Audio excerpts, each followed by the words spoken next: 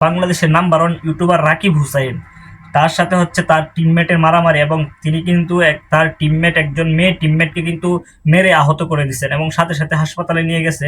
দেখি কিসের জন্য মারামারিটা লাগছে এবং কিসের জন্য রাকিব হুসাইন একজন ছেলে হয়ে একটা মেয়ের গায়ে হাত তুলে কিভাবে।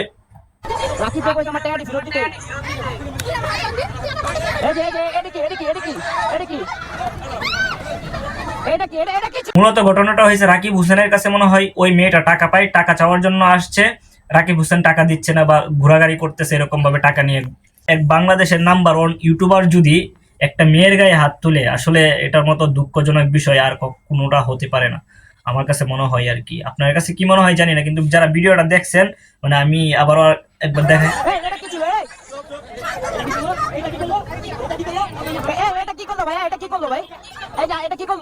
মেয়েটাকে লাত্তি মাইরা গাড়ির নিচে ফালাইয়া দিছে। ফালাইয়া দেওয়ার পরে রাকিব আর অন্তরা, তার ওয়াইফ অন্তরা, যারা হচ্ছে বাথরুমে সবসময় কন্টেন্ট তৈরি করে, তারা দুইজন কি করছে, ওই মেয়েটাকে লাত্তানি শুরু করছে। মানে একটা মেয়েকে কিভাবে সম্মান করতে হয় একটা ইউটিউবার, নাম্বার 1 ইউটিউবার বাংলাদেশে, সে এটা জানে না।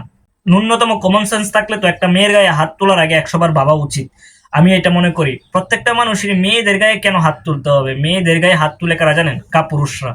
পুরুষরা কখনো মেয়েদের গায়ে হাত তুলে না। মেয়েরা হচ্ছে লক্ষ্মী, মেয়েরা হচ্ছে মায়ের জাত। এদেরকে যতটুকু আপনি আদর সোহাগে রাখবেন, তারা ততটুকুই আদর সোহাগে থাকবে, স্নেহের সাথে থাকবে। আপনি যদি মেয়েদের গায়ে হাত তুলেন, এটা খুবই একটা বাংলাদেশের জন্য নিন্দনীয় কাজ, এবং আপনি একজন নাম্বার 1 ইউটিউবারের জন্য এটা শুভনীয় না আর কি। মানুষ কিভাবে আপনাকে গ্রহণ করছে, কিভাবে আপনি নাম্বার 1 ইউটিউবার হয়েছেন, এটা আমরা জানি, সকলেই জানে। আপনি যে বাথরুমের ভিতরে কন্টেন্ট তৈরি করেন, বাথরুমের ভিতরে কোন সমস্ত মানুষ যে ভিডিও করতে পারে, যে সমস্ত মানুষের কমন সেন্স নাই, ওই সমস্ত মানুষই কিন্তু বাথরুমের ভিতরে কন্টেন্ট তৈরি করতে পারে। 24 ঘন্টা অতিবাহিত করতে পারে বাথরুমের ভিতরে শোয়ার পরে। মানে পাগল টাইপের মানুষ থাকলে কিন্তু বাথরুমের ভিতরে শোয়া যায়, থাকা যায়, খাওয়া যায়। মানে আপনারা তো এসব করে অভ্যাস, বাথরুমের ভিতরে থেকে খেয়ে অভ্যাস, তাহলে আপনি একটা মেয়েকে কিভাবে সম্মান করবেন? যদিও আপনার এখন সে আগে টিমমেট ছিল, আপনার এখন টিমমেট না, আপনার কিন্তু তাকে উচিত সম্মান দেওয়া যথেষ্ট। স্নেহের সাথে দেখা ছোট বোনের, স্নেহে দেখা ছোট বোনের, আপনার ছোট বোনকে যেভাবে দেখেন, আপনার কিন্তু উচিত ছিল ওই মেয়েটাকেও এভাবে দেখা। বন্ধু যখন শত্রু হয়ে যায়, তখন এটা অনেক বড় আকারে ধারণ করে।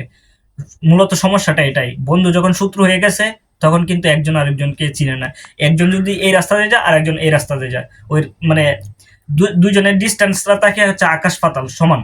মানে আমার কথা হচ্ছে, আপনি একজন নাম্বার 1 ইউটিউবার হয়ে আপনার কাছে টাকাটা চাইবে কিভাবে? আপনার তো টাকাটা চাওয়ার আগে আপনার টাকাটা তাকে দিয়ে দেওয়া উচিত ছিল। আপনি এই কাজটা না করে আপনি কি করছেন, মেয়েটা টাকা চাইতে আসছে, আপনি 1-2 কথা হইতে না হইতে আপনি এবং আপনার বউ অন্তরা মিথিলার গায়ে হাত তুলছেন। আমি মিথিলাকে সাপোর্ট করতেছি না, আমি মিথিলারও দোষ দেখতেছি, আপনারও দোষ দেখতেছি, আপনারা দুজনেরই দোষ আছে। আপনার এত বড় ইউটিউব চ্যানেল, আপনার তো আচরণ থাকবে সুন্দর। আপনি তো যে জায়গায় যাবেন, আপনার পিছনে 4-5টা ক্যামেরা এমনিতেই থাকবে, কারণ হচ্ছে বাংলাদেশের সাংবাদিকরা এখন হচ্ছে ভাইরাল ইস্যুতে যারা থাকে তাদেরকে এখন ফলো করে হচ্ছে। ভালো মানুষের কোনো এখন ভালো মানুষ যারা আছে তাদেরকে ফলো করে না বাংলাদেশের সাংবাদিকরা। কারণ আপনার তো উচিত ছিল যে মেয়েটার সাথে সুন্দরভাবে সাবলীলভাবে কথা বলে এটা এখানেই শেষ করা। আপনি এটা না করে আপনি কি করছেন, উল্টা মেয়েটার গায়ে আঘাত করছেন, মেয়েটাকে পাল্টা আঘাত করছেন।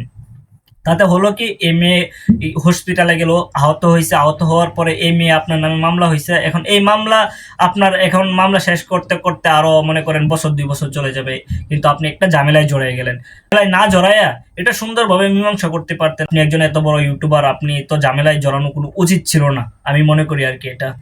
তো এই পর্যন্তই আজকের মতো। তো ভালো থাকবেন, আল্লাহ হাফেজ।